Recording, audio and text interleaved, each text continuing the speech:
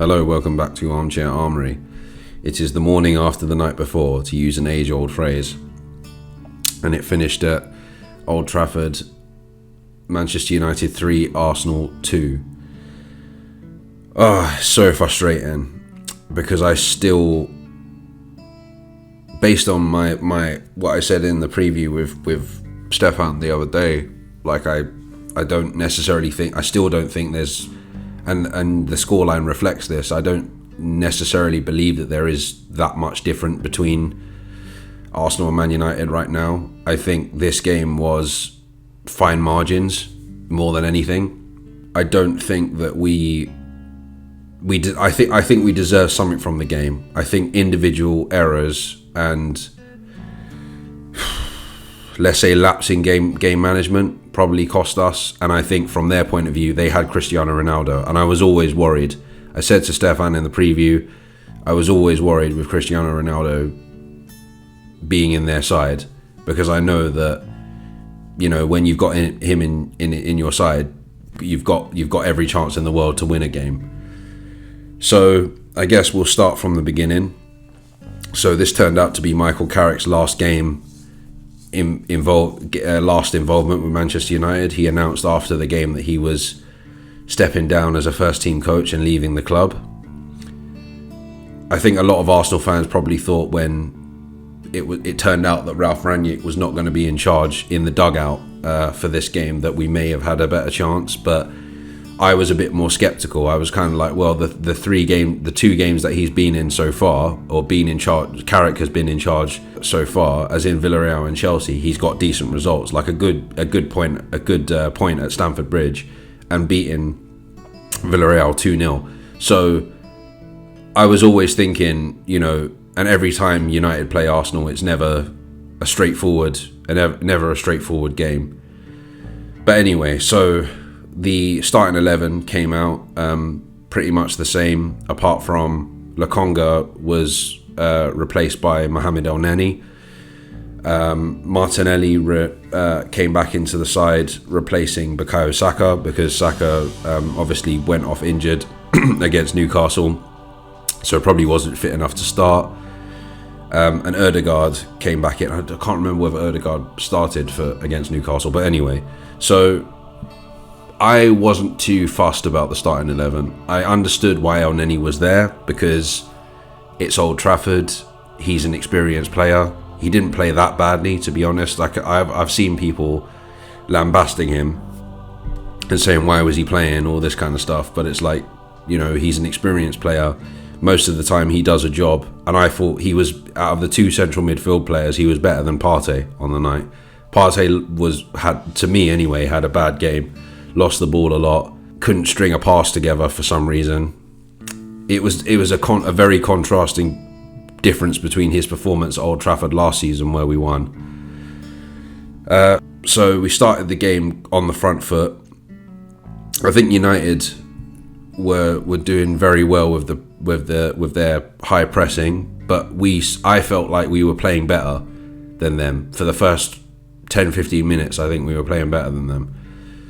Then we got a goal, probably the weirdest goal I've ever seen in my life, and I think everyone on the broadcasting teams, and even Stefan, who I will broadcast his thoughts later on, even everyone was baffled by it. It turned out that Fred had stepped on David De Gea's foot. David De Gea had gone down. The ball came out to Smith Rowe, who took a shot. Luckily, it went in. And because there was no clear foul from the opponent, and because the referee didn't blow when it happened, the goal had to stand. So we're 1-0 through Smith Rowe. And from that moment onwards, I think I kept saying that goal was going to be why Man United are going to win this game, because I just could feel it. I could just feel the atmosphere. As soon as we scored that goal, Man United just got pissed off. Obviously, they got pissed off. Bruno Fernandes started playing better, even though Rashford was a bit hit and miss in the first half. He was kind of a bit more intense. You know, Jadon Sancho started playing better, and from that moment I was like, yeah, they're going to score at some point. They're going to score. And then just before half time, there was a good piece of movement between I think it was Sancho and Fred, and then it was laid off by Fred to Bruno Fernandes, who just flicked it past Ramsdale. And we go in at half-time at 1-1. And I think by that point, I was kind of like, well, this is sort of what I expected. I expected one of us to score first and the other one to equalise. I said in the preview that it would be 2-2. Come out second half. Again, we started similar to how we started the first half. So we were pressing quite well, forcing them into giving us corners and that kind of thing. We had it came off the back of Gabriel that was a good save by De Gea, to be fair. And then it's all a blur now, but like there was a mistake. I think. Well, I don't know if it was a mistake, but I think Ben White lost Ronaldo, and it was just a cross in from across the box from Rashford, and then tapped in by Ronaldo, and just like that, we are 2-1 down.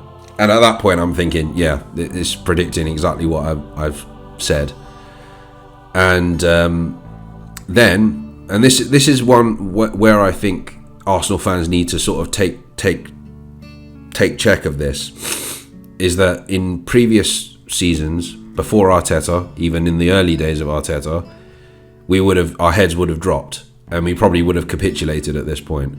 But then within a minute and a half, we went up the other end and scored a very similar goal through Ødegaard, and it was 2-2. Before you knew it, it was 2-2. And I was thinking, okay, I think it's going to be a back and forth thing now, but we could get out of here with a point. And then 5 or 6 minutes later, Fred bursts into the box, and Ødegaard decides to go to ground on him. And as soon as I saw it, I was like, oh no. And the referee waved it away, and I was like, no, that's going to get checked. That's a penalty. We're 3-2 down. It's a penalty. Ronaldo, it goes back to VAR. Penalty's given. Ronaldo takes it 3-2 Man United. Then we woke up again, and we were pushing them. But just the same thing that we've suffered from for the past season and a half came to bite us in the balls. You know, like, we did not have an ounce of creativity. I think that we were stifled creatively. You know, Aubameyang's been missing for quite a few months now. It just goes to show when the manager is taking him off to bring on Eddie Nketiah, who, you know, recently refused to sign a contract that doesn't necessarily. Speculation would have you believe that he doesn't want to be at the club anymore.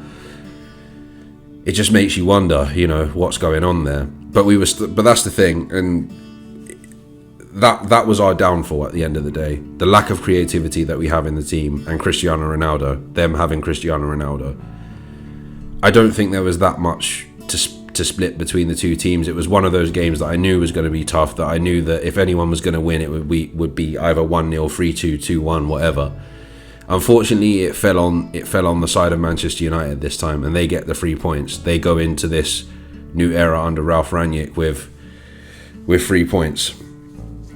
It is what it is at the end of the day. I'm not going to cry about it or, you know, throw my toys out of the pram, because I think this is kind of what we're, as I've said a few times now, this is what we're kind of due to expect for the next however long. And that isn't down to the manager. I think that's down to the fact we've got a young, inexperienced side. And I think but then again, like, the experienced players didn't play well today. A lot of them didn't play well. There's not much more I can say. So yeah, I asked Stefan after the game what his thoughts were. Unfortunately, due to logistical reasons, we couldn't do this at the same time. So I asked him just to send me a voice note. So apologies for the bad audio. So yeah, here's Stefan's thoughts on the game. Morning, mate. It is now the morning after the match, which ended up being a classic Manchester United-Arsenal game, I think. Both teams were playing well, or you could say poorly at times, but both teams went for it, which was great to watch. So many of these big games, I mean, I know both United and Arsenal aren't really in the title race this season, but they're both still massive clubs in England and in Europe, and a lot of the big games sometimes can be very cagey and defensive, and it wasn't that at all yesterday. I thought United started with a higher press again. I'm not sure if Ralph's had a word, but maybe Carrick wanted United to play that way, but we're on the front foot to start with, and so are Arsenal. Arsenal, of course, went 1-0 up. A very weird goal. Fred put his studs on De Gea and he sort of rolled around in the goal looking for a free kick, which was really stupid, I thought. I've played football down the years and I've had studs on the foot, and it's not nice, but I would never roll around on the floor because of it. I'd probably just hop on one leg. It was a really strange one. Obviously, when the goal went in, I'm hoping that it's going to be disallowed, but VAR solves these things now, and I think the goal was rightly given. And then, of course, towards the end of the first half, United, I think, deserved to get one back. I think we were playing some really good stuff. I thought Sancho played well again. I thought Bruno was a lot better yesterday as well. I was quite impressed with Telles and Dalot. Obviously, they haven't really been given a chance this season, but it's about time we gave some of the other players a chance, because Shaw and Wan-Bissaka have been so poor. And the only criticism, I think Telles almost plays as a centre-back sometimes. He's very narrow, but I was impressed with the two of them at full-back, and I think United need more of that. And it's something I like to see at a lot of clubs. It's annoying when you see the same players play poorly and keep getting picked. And that was I actually really was surprised when Ronaldo was dropped on Sunday against Chelsea. I wanted Bruno dropped because he's been awful all season, but he finally got his goal before half time yesterday, and it was a good first half, and I think he deserved the goal. And hopefully that kickstarts his season, because it's probably been his worst period as a Manchester United player, and it was actually his 100th game yesterday, so nice for him to get a goal for the club on his century. So 1-1 at half time, and then the second half got off to an absolute flyer. Rashford finally looked up for once instead of blasting the ball and found Ronaldo, and of course it's always brilliant when you see Cristiano Ronaldo score. As we know, in the match he got 2, and again, people wondering if, because we discussed this on the preview, if it was for commercial reasons, and I still think it's a bit of both, but one thing that can't be denied is his footballing ability, and that's now 12 goals in 15 games, I think, so it's almost a goal a game, and let's hope he never gets dropped again, because whenever he gets dropped we don't win. But brilliant play from United to get the lead, and then Arsenal struck back almost immediately with Odegaard. It was a similar sort of goal, ball whipped in from the right and then put into the same corner. Odegaard's was less of a tap-in. It was a good finish, and it's 2-2 with over half an hour to go. You're thinking this could be a classic, and not long after, of course, Ronaldo brought down. I was a bit surprised with the referee, that he was so close and just waved it off so insignificantly, as if there's absolutely nothing wrong with the tackle. I do worry about the standard of refereeing sometimes, because before VAR that would have just been, the game would have just continued at 2-2, and who knows what would have happened. Arsenal might have ended up getting a goal and winning, because Arsenal still pushed on and tried to get that equaliser, attacking us towards the end, and we held on. De Gea made some good saves. There was one where Aubameyang was offside, but some nervy moments, but really, really happy to get the 3 points, and now we've got Ralph coming in. But I think Arsenal fans hopefully leave the game feeling positive as well. I don't think Arsenal played badly. I think they attacked a lot and could have scored more goals for sure. It was probably at the back where maybe Arsenal's game management wasn't as good as it could have been, and conceding the goals. But obviously Arsenal are still a young team, and Arteta's still building something, and yeah, he needs to be given a full season, and let's see where Arsenal finish. I think you guys will be back in the European spots at the end of the season. Top 6, I think. I'd be surprised if the only way I can see Arsenal not finishing there is if West Ham continue to be really strong and Conte gets his act together at Spurs. Maybe they sign a lot of players in January. I think January is always an indication as well of what could happen for the rest of the season. But I think so far so good. Arsenal just probably falling short against the top teams, but definitely been on a good run, and I'm sure now with the fixtures that you've got, you'll be going on a good run as well. We've got a very long extended period now where we don't play the top 6. We've got 13 games where we avoid them, so I'm hoping now that Ralph's coming in, we'll get a good run together and kickstart our season and start to climb the table a bit, and hope that the teams at the top drop points. As I said, when you're 12 points behind in December, I think Arsenal are 10 points behind. It's unlikely that we'll be winning the league, but it'd be nice if, just to make it a little bit exciting for both clubs, if the teams at the top do suddenly drop points and the gap becomes, 5, 6, 7 points, you start to get a bit exciting and I think, oh, where could we finish this season? But overall, brilliant match, really enjoyed it.